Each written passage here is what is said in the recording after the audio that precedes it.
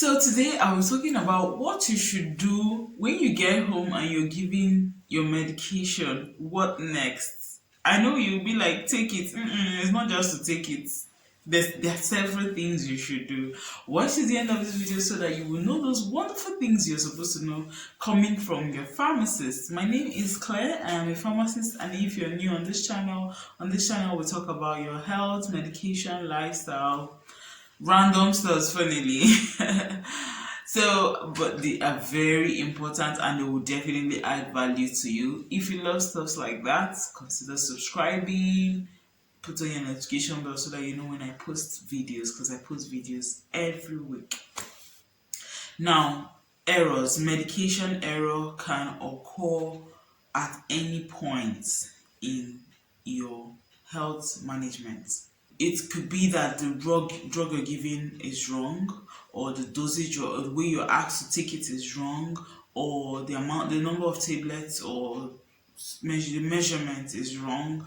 There are different ways you can take a drug or medication wrongly. These errors can occur due to several reasons. Some studies have reviewed a lot of reasons why these errors occur. Let me start with communication. Now, if you're communicating with a patient, or if I'm talking to you and you don't understand the language I'm speaking, please let me know, because in dispensing your medication, it's important that you get all the information that your pharmacist is giving to you. Communication is key. You should understand what is being said with regards to your medication. So when next you're in the hospital, please avoid those internal distractions and actually listen to what your prescriber or your physician or your pharmacist or your nurse is saying to you with regards to your medication. A lot of errors are happening, as in you can share an error you've made with regards to communication. Now, a client was asked to dissolve a sachet of anti-malaria in a small measuring cup with 5 mils of water, and lo and behold, this client went home, or this patient went home, and he dissolved it in a big swan bottle of water. Like, seriously, the drug will not, I don't know, you've over diluted it. The concentration is not just, you can't even, that sachet of medicine was meant to be for a child. You can't expect that child to gulp a full bottle of water at once, and really, seriously. And then sometimes you ask a client, okay, let me use a malaria drug for instance. Artemether lumefantrine is a combination in a popular brand known as Coartem. Now, this medication should be taken, the double strength Coartem should be taken 1 tablet in the morning and 1 at night, but the first dose should have 8 hours interval. And then this client goes home and is like, okay, I can't remember exactly what was said, I don't even understand what was written on the back. And then he starts popping 2 in the morning and 2 at night. That's a situation of overdosing. There are a lot of instances, but the one that happened recently that made me decide to share this point is that a pregnant woman was given, a hypertensive pregnant woman went to a clinic and she was given amlodipine. Amlodipine is a medication used for managing hypertension. Lo and behold, this wonderful lady was asked to take this medication once a day. On getting home, she was confused. She had misplaced the dispensing envelope. It was just she and the sachet of medicine. What did Auntie do? Auntie decided to pop the pill, 1 in the morning, 1 in the evening, and 1 at night. Sister, what are you doing? That's not what you were asked to do. So watch the other video so that you will know what to do if you find yourself in that situation. Now, before I get right into the meat of this topic, I want to assess your knowledge before and after. I know I've already started with communication, but like there are other sources, and I want you to mention other sources of error when your drug is being dispensed. What do you feel could be other sources? And funnily, because of time, I may not exhaust all the sources of error because there are loads of them. We are humans and we are bound to make mistakes. Let me know other sources of error in the comment section. Now, moving on to the second source of error, it could be due to distraction.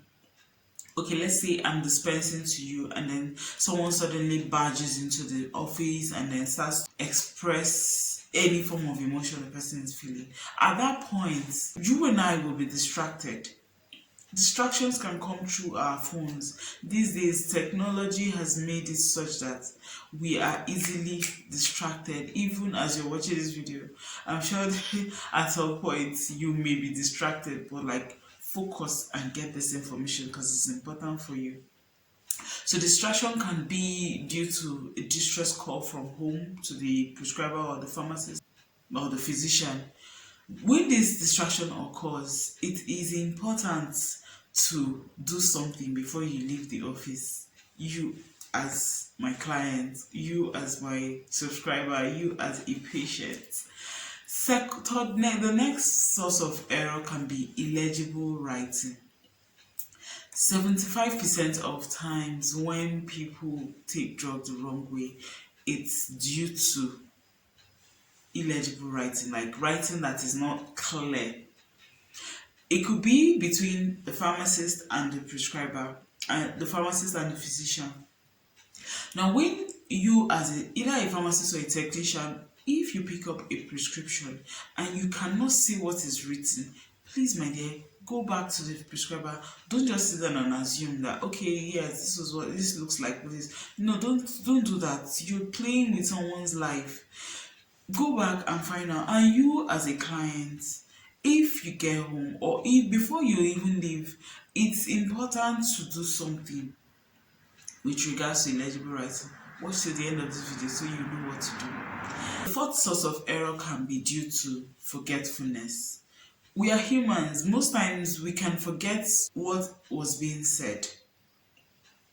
When this occurs, you can also forget the dose of your medication. You as a prescriber or a pharmacist should just quickly do a checkup. If you've forgotten, don't just assume, okay, yeah, just because you want to, I don't know, impress. I don't know, why should you impress when you're dealing with a life? Go back and find out the right information. Consult your senior colleagues, consult your books, your official books, and then do the needful. A lot of sources of error, but for the sake of the scope of this video, in order not to make this video too long, I will just stop with these 4 points. Moving on to what you should do. Firstly, double check. You're asking, double check what? Double check the writing, double check the drug you're giving, especially if you have a chronic disease condition. Chronic disease conditions like diabetes, hypertension, you're really used to certain drugs you're taking. So before you even leave your prescriber, you should be sure that you are taking the exact medication you have always been on. Or even ask questions. Okay, I'll get to the part of asking questions. Now, double check the quantity, double check how you should take it, number of days, double check the name, just check everything with regards to the medication. Check the expiry date. Yes. If you don't even know how to store the medication, because some medications are kept in the fridge, double check everything you need to know about your medication. It is very important. Your health is not just in the hands of your professional, your healthcare giver. It's not just in the hand of your pharmacist, your doctor, or your nurses. It's also your business. It's not just their business. It's not just my business as your pharmacist. The second important thing you should do is to speak up. It's your right. You're paying for this. If you visited a community pharmacy or a hospital pharmacy, you're definitely going to pay for those services. Even if the services are free, please speak up. No one is going to condemn you for speaking up. Let your prescriber know if this writing is illegible. Let them know. Tell them, okay, I can't see what you wrote here. Does this mean 11 in the morning or 11 at night? You can say it respectfully and politely so that you don't, we're humans and some people can be very sensitive to the way you talk. Choose your words and then make sure you're conveying the right message. Let them know you can't see what was written clearly. You don't understand what was being said. You don't, speak up after you've double checked and then you're still not sure. If you're in a hurry or if there's limited time, because most times why your prescriber will not, explain things to you extensively is due to the workload. There's some clinics you get into and everywhere is jam packed, like no space to sit down. Where a pharmacist has to see patients within a short time and then there are loads of patients, you don't expect that person to just keep explaining and take your time, go through everything that has been given to you, and anything you don't understand, politely come back and ask for clarifications. Don't just go home and then assume. Is that clear? Now, finally, when you've gotten home and you don't know what was written or you didn't have time to double check, you were either in a hurry or something, what do you do at that point? Take the medication, as you imagine it should be. Please, at that point, it's not the ideal thing to do. Don't assume. Drugs are actually poisons, but dosage, the amount you take, is what makes it not to be poisonous to your system. So when you have forgotten how you should take your medication, please take the phone and put a call across to your physician or your pharmacist. Let them know, okay, what did you say with regards to this medication? Am I meant to take it 30 minutes before food or after food or with food? Or call your prescriber to know how you should take that medication. Don't just stay there and assume that, okay, this is how I should take it, like the pregnant woman I talked about earlier. And with that, you'll be getting the best out of your medication. I hope this has added to your awareness. And please, most importantly, if you notice any adverse reaction that is not in line or that wasn't mentioned, please inform your prescriber so that appropriate documentation can be made, especially if it's a new reaction to that drug, because post-market surveillance still goes on many years after a drug has been produced. So pharmacovigilance helps to pick up these strange reactions to these medications. Thank you so much, and I'll see you in the next video.